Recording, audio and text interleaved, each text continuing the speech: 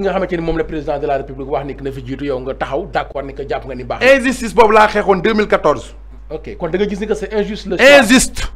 pourquoi parce que Mbour moo war am choix ci maire am. c'est pas le président de décider à qui que ce soit pour voter ma Samba wala ma Demba. est-ce que président amul. defaluñ ko woon Fatick. est-ce que amul sondage. non sondage boobu muy def bu ko amee même sondage xam nga moo xam nga. amul sondage bu ko wan ni que waa Mbour. un citoyen. décision de vote am. ça ne concerne que le citoyen. dëgg la.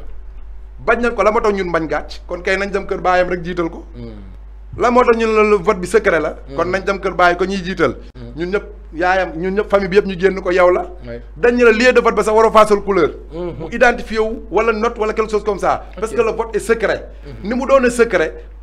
loo doon mënti sondage ak lu mu mënti doon. waa Mbour ñoo am choix ci ku leen neex je veux pas dire que ni. d'accord ma ci choix bi bu ñu ko def quelque chose comme ça non. la manière. bi ñu leen woowee neexuma war ñoon àgg foofu. deuxièmement bi ñu jëlee choix porte ko neexuma. su ma sañoon tey ji ñun Mbour ñun ñooy toog. Fallou toog. Cheikh toog. Massamba toog. Mademba toog. Saliou toog képp ku bëgg nga yëkkati sa loxo ñu dem ci ay compétition. ay primaire. ñu dem ci ay façon bu nga xamante ni su fekkonte ni président jëlul cravache teg. ni ku ci def liste parallèle ma dal sa kaw kon. kon liste parallèle dina bëri de. mais est-ce que léegi du ñu mën a am dëgg. président du am dëgg. par rapport ak fi mu porté choix am. bu ñu demee ba au soir. des élections. ki mu porté choix gagné. su boobaa est-ce que tam du la convaincre. xam nga man. dafa am lu ma gëm.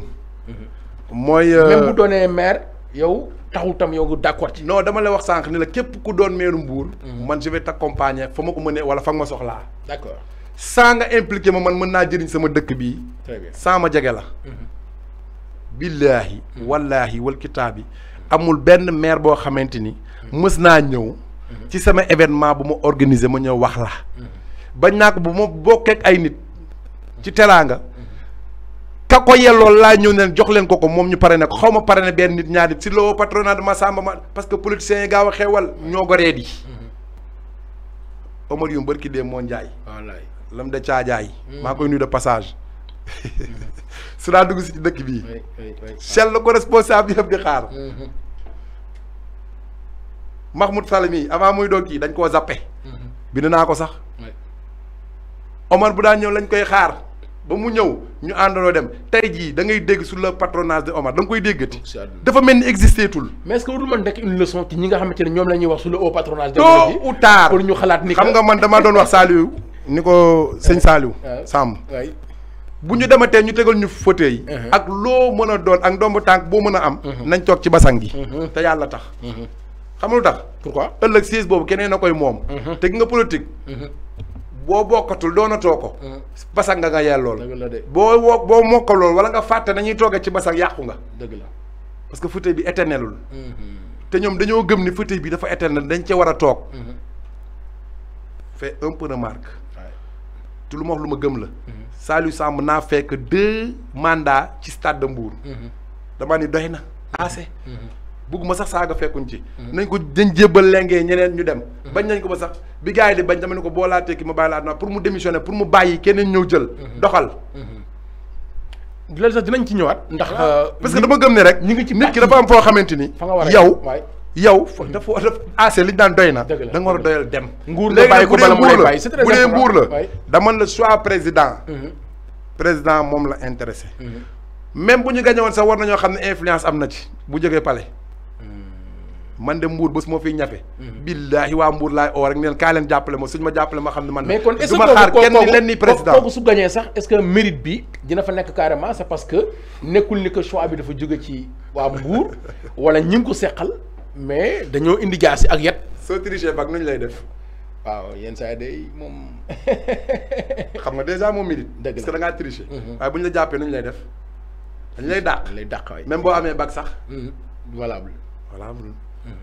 dégg nga wax bi. kon influence su vote. président ci local yi. dafa doon bàyyi waa Mbour def choix. bu dee waa Mbour dañoo porter seen choix ci Cheikh Issa. ñu voteel ko. su dee dañoo porter seen choix ci Saliou Samb ñu voteel ko. bu dee Fallou Sylla la ñu voteel ko. bu dee waa Pastef la nu mu taal ñu voteel ko. bu dee Dame Seck la ñu voteel ko. bu dee Tafsir Toye képp kum ci Omar Sy. képp kum ci mën a doon. maa ngi koy nuyu de passage moom it. il a ne beaucoup fait pour Mbour. sans pour autant que mu doon maire. ndax ñoom ñëpp dama leen bëgg naa leen dalal. parce que ku ci nekk ci ñoom rek dama la. ku ci nekk ci ñoom. man maa ne woon ni tey billaahi bu doon joxe dong. ak tabe dong. mooy tax nit doon maire. kon Omar doon na 4 mandats. waaye yàlla tegul loolu foofu. la muy def ci xolu nit ñi. ba ñu jàpp nit ba voteel ko. kon Fallou mii du doon maire. ñun ñoo ko fëgg ci këram ni ko jógal. ñu dem ñu def la suñu maire. billaahi. damaa bokk ci ndaw yooyu. comme niñ ko defal Abdoulaye di teeru ko jas ba fii nii. comme niñ ko defaloon Macky Sall.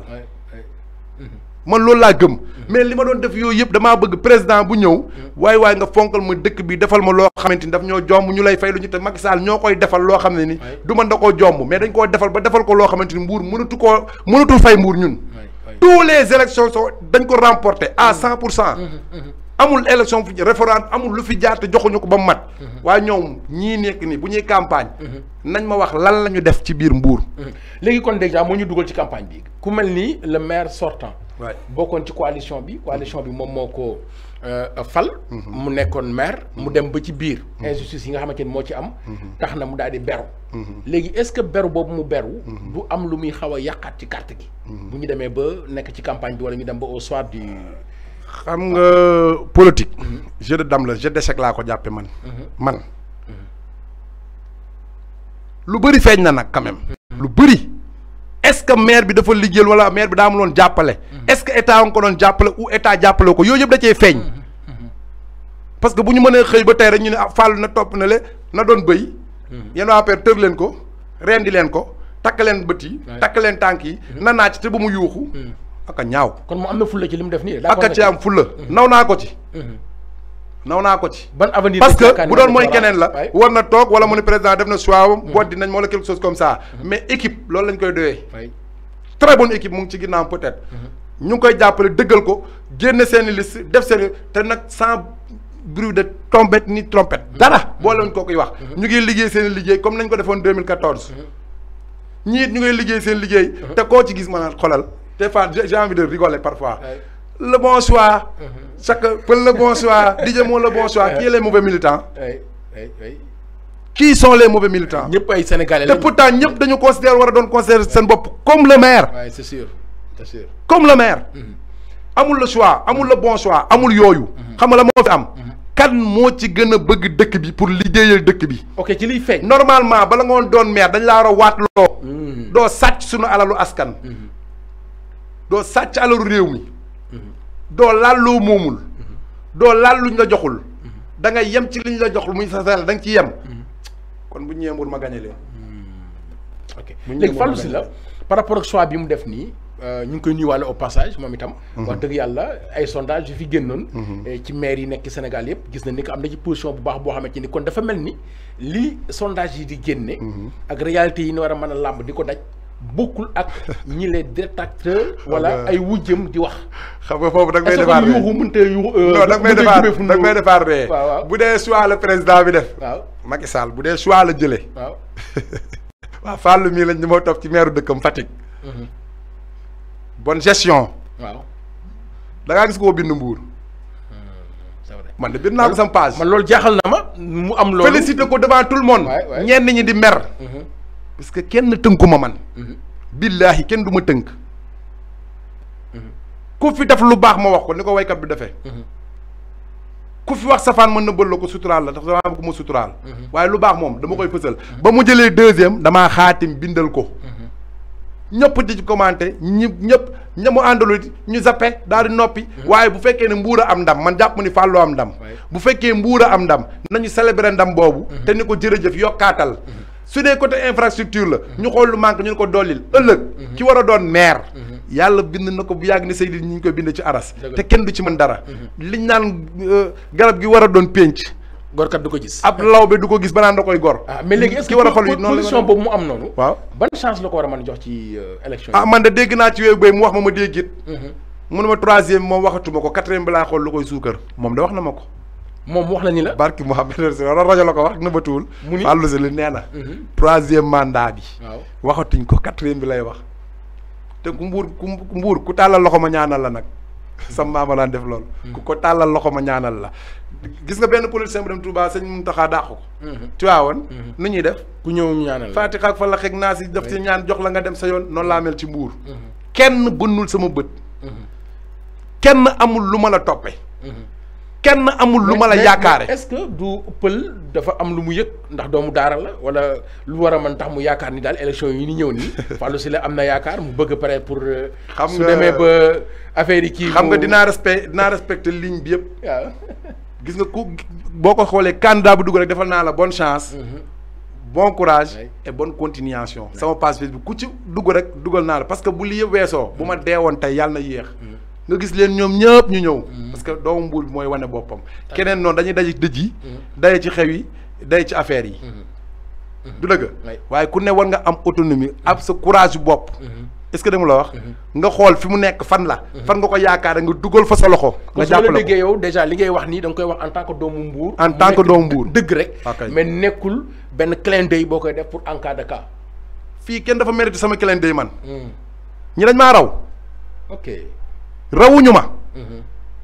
du ci juddu. du ci alal. du ci xam-xam bu ma nee xam-xam ay diplôme taxumaa wax. expérience de vie laa xam laa gëm man. bu dee doole maa leen dàq liggéey parce que ñoom liggéey xel la ñuy liggéey may liggéey doole. macha allah ah vraiment on n'est pas déçu d'avoir porté notre choix vraiment sur Peul Wade et ci engagement am sincérité bi nga xamante ni moom moo nekk ci moom. Nous sommes presque au terme de l'émission. Tellement c'était vivant dafa neexoon moo tax ba benn moment on n'a même pas senti le temps passer ci li doxul Mbuur. ces mots là. bu ñëwee ci wàllu sport. ak lu jëm ci wàllu infrastructure. lan nga ci doon gis ni que moom la ak lan nga doon proposer comme solution. yàlla daf ma nattoo.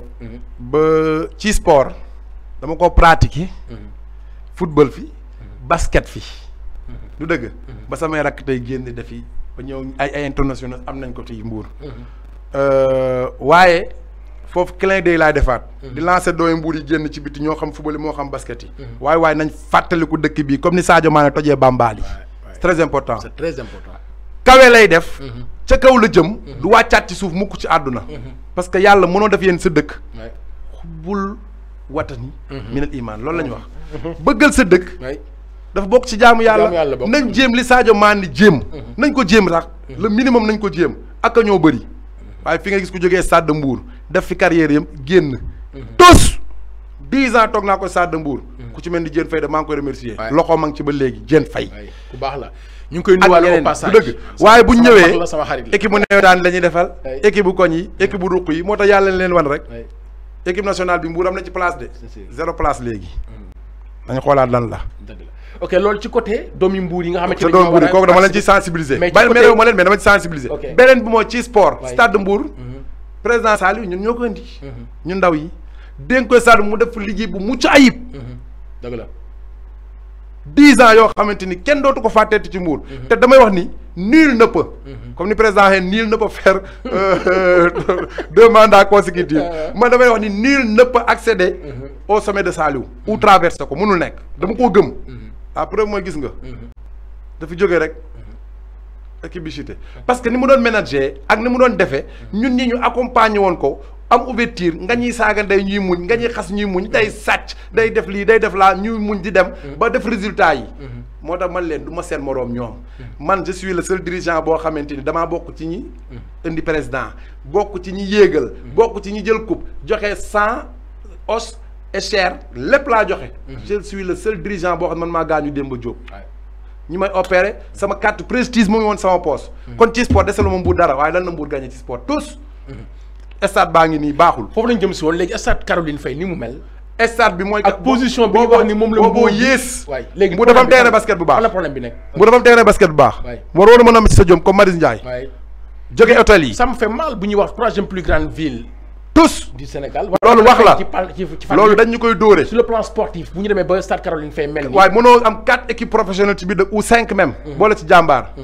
foofu j'en reviens. ni waa jàmbaar def ñu jox leen suuf. pour lu ko waa joxuñu ko doomi dëkk bii ñu mën cee lijjanti. te pourtant école de football yi nga gis nii yëpp ay nasaraan ñoo ko moom li ñuy bañ. li ñuy bañ a dégg ñu ko fi yor ñëpp ay nasaraan ñoo ko moom. boo ci mënta gis nasaraan moo tax ngay dégg ñu naan la jàmbaar de am na collaborateur ak partenariat ak Marseille ñii am nañ ak Metz ak ñii am nañu c'est faux. tubaab dañoo war a fay impôt yu cher. pour ñeneen ñi mën cee am jëriñu ci. na ko président Macky Sall xam.